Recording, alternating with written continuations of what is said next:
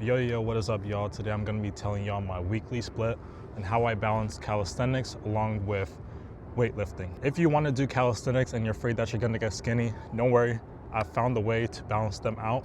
I know that some people only focus on calisthenics, some people only focus on weightlifting, so I wanted to do both. So I'm going to tell you exactly what I did this week and how I'm building up towards my goals. First of all, I start my week off on Monday, and that's when I do my push day. So I'll do push, pull, legs, core / cardio. So Monday, push day, that is when I do dips. First of all, I like to really focus on dips for my first exercise because dips use a lot of my energy, and they're also the exercise that works out the most muscles. So if you look at photos and you see people with that big chest, they have big shoulders, they have big triceps, that's all from dips. So dips are such a good movement because you're really stretching your muscles out, and it's really good for you to progressively overload. So progressive overload is when you progressively increase the weight that you use for something. So dips are really easy to attach a belt to you,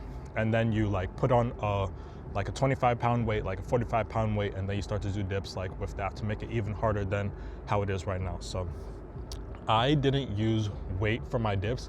I'm focusing mainly on reps, and I did around 25 reps for my first set, and then I moved on to my second set, which I did around 25 reps as well, maybe 23.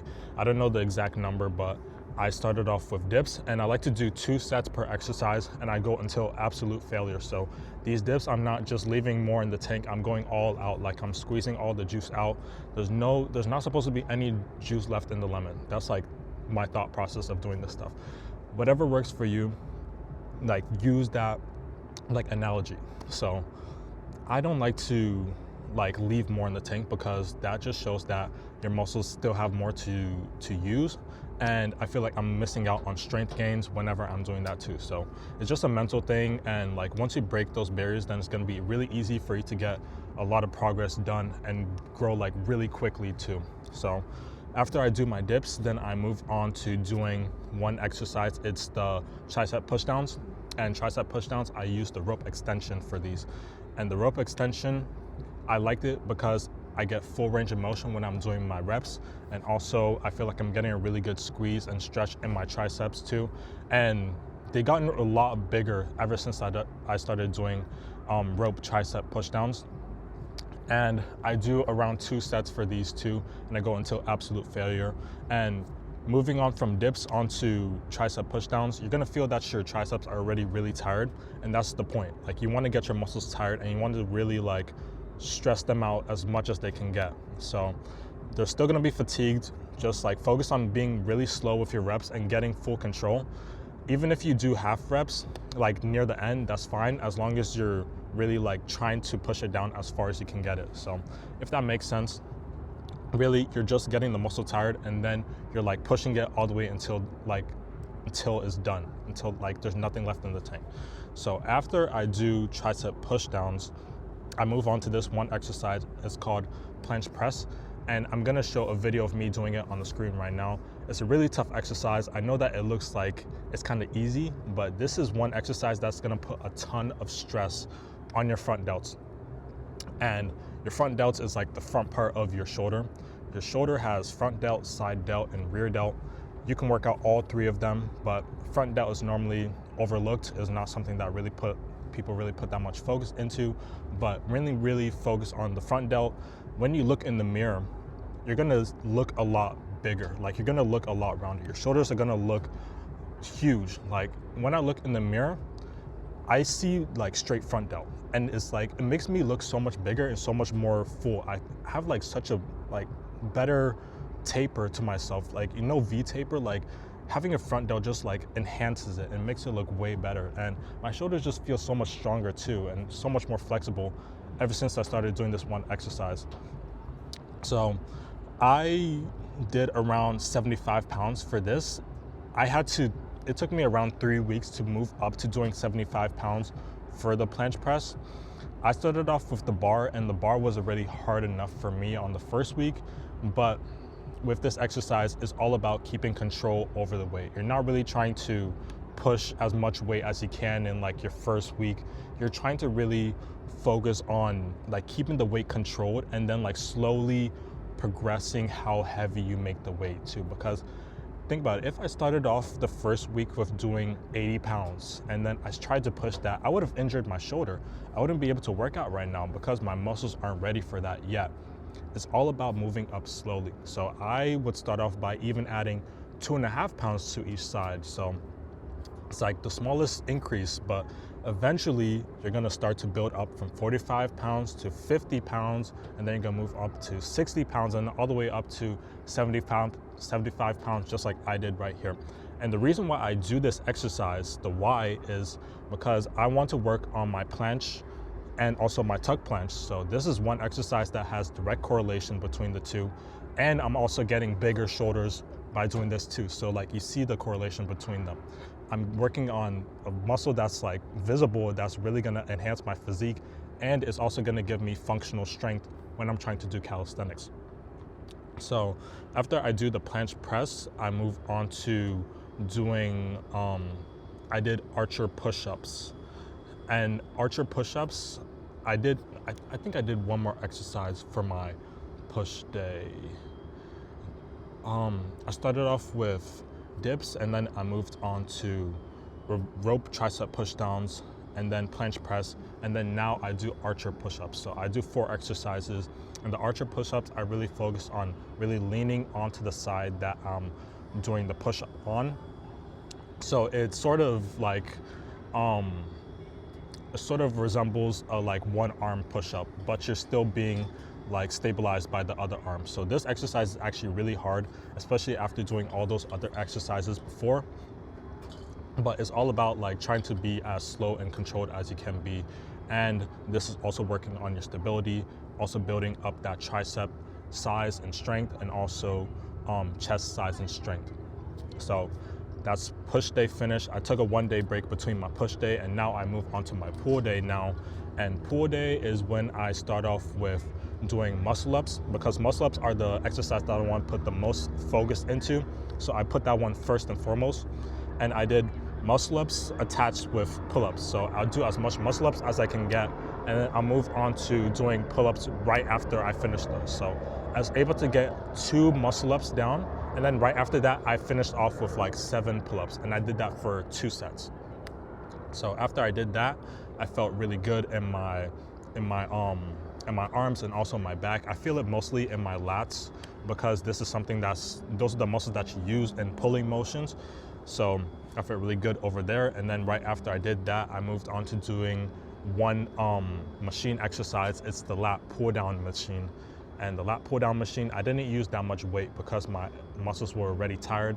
I just really focused on doing slow and controlled reps with less weight. So I was doing that, and I did that all the way until failure, 2 sets, you already know. I finished off my pull day with doing bicep curls, and this is just to work on the biceps, and I want to really focus on slow and controlled reps. I don't use too much weight for biceps too. I just like to get like a really good pump in my muscles. So after I do my pull day, I move on to leg day, and I took a 1-day break between these 2 again. So I did push Monday, pull Wednesday, and then now it's Friday, and I'm doing legs. And for legs, I started off with pistol squats. Yeah, I started off with pistol squats. And for pistol squats, I started off with no weight, and then I progressed up to using a kettlebell as a weight to like make it a little bit harder for me too. And also another way how you can make these harder is by taking off your shoes, because your heel gives you a little bit of elevation when you're wearing on your shoes. So taking that off and like doing it just on flat ground with your socks is gonna make it a lot harder, and it's gonna give you a lot more of a stretch in your ankles.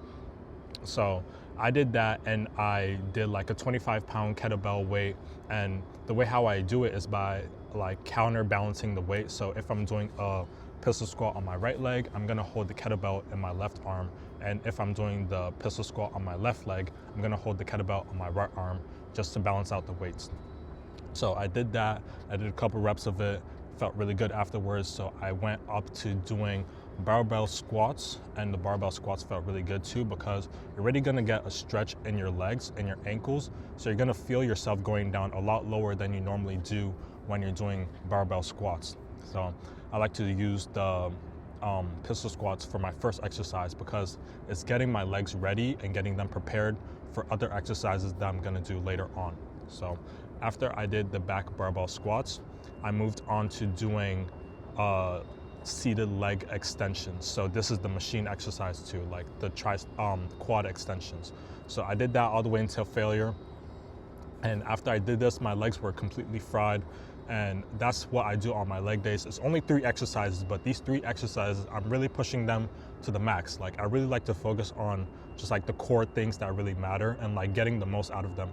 I don't believe in having like excess volume that doesn't need to be there. You don't need to do like 20 exercises.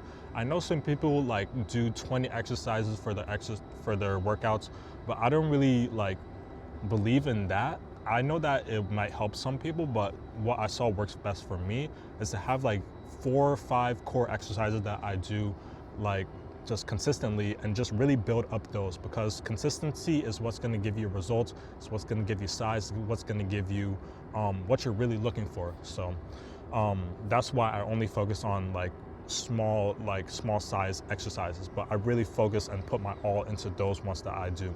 So after I do my leg day, now I didn't take a rest day between my leg days, so now it's Saturday, and here's the day that I do my core / sprinting. So for my core exercise, I started off with doing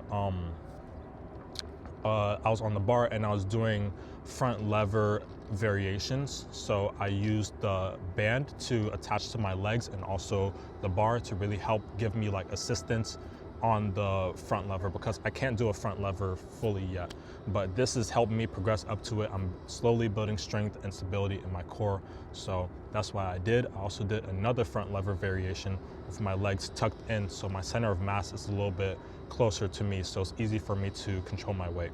So I worked on that, and it's really going to help you with core compression, core stability. It's going to give you a stronger core, so that's why I like doing that too. And I'm also building up a skill while I'm using it.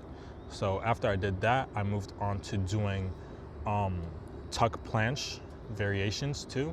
I'm trying to get a better tuck planche, so I'm slowly trying to move out my legs, but I'm really like focusing on tucking my body, getting my body as like controlled as possible, really like getting good at holding my body weight on my hands, if that makes sense, because you do that a lot when you're doing calisthenics. You're really focusing on like controlling your body weight and like balancing it on your hands. So I did that, and that also works on core compression.